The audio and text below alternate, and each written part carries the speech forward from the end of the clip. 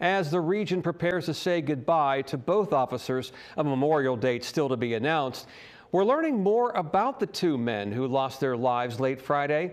10 of your side's Markeisha Jackson has more from loved ones of Officer Cameron Girvin. She continues our team coverage tonight. The Girvin family is still grieving the fresh loss of Cameron. He had his whole life ahead of him, even planning to welcome a child with his wife in August. Plans cut short. The life of the party. From the time he was 5, he wanted to be a police officer. Fulfilling a lifelong dream. That's what wearing this badge was for Cameron Girvin.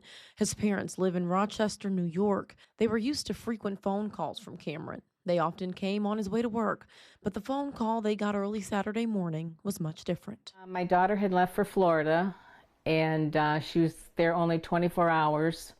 And at 2:15 in the morning, she called us, and she said to my husband, she says, "You need to wake Mom up." And she said Cameron was hurt at work. He was shot. We got the call a couple of hours later that the doctors couldn't do any more for him, and they took him off life support. Officer Girvin and Officer Christopher Reese were shot and killed following a traffic stop late Friday night. Girvin's parents call it a senseless act of violence. Their son, in the prime of his life, with his wife Jess, the two were preparing to welcome a baby girl later this year. We were making plans for a birthday for him, and Jess's mother was getting arrangements made for a baby shower, and everything's been shattered. I have my moments when I can just cry and cry and cry. And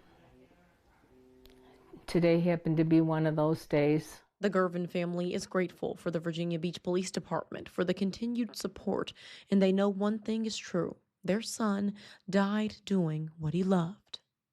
Cameron's funeral will be held in Virginia. Once funeral plans are finalized, we will be sure to pass those along to you. Markeisha Jackson, 10 on your side.